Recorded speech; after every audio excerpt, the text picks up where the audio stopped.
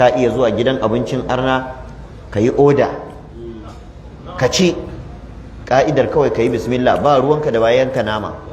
In dai naman halal ne a ci to yankan ba matsala bane, yi bismillah.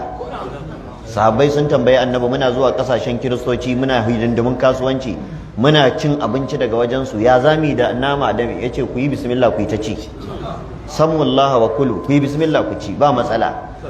To amma abin da aka zo aka yanka shi da sunan addini kuma addinin ba na gaskiya ba, to wannan tsokanar Allah ce, ba wai arne ba, ko musulmi ne yayi wannan haramun ne ka ci.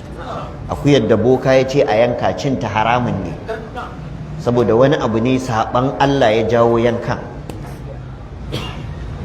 Ko da ya ambaci sunan Allah, saboda ambatan sunan Allah ba wai a baki kadai ake so ba, hatta a manufa. In ambatan Allah na baki ne, arna ma suna iya wannan, amma ya zama manufar da kuma aikin sun yi daidai.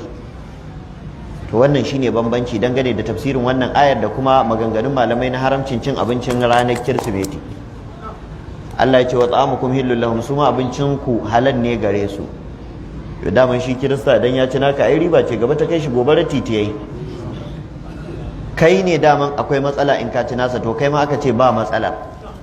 To amma za a iya samun inda shi ma zai iya ganin cewa to kai ma ai tun baka ci nasa ba, a'a ya ci naka ka ci nasa ba matsala bane, in dai na yau da gobe ne.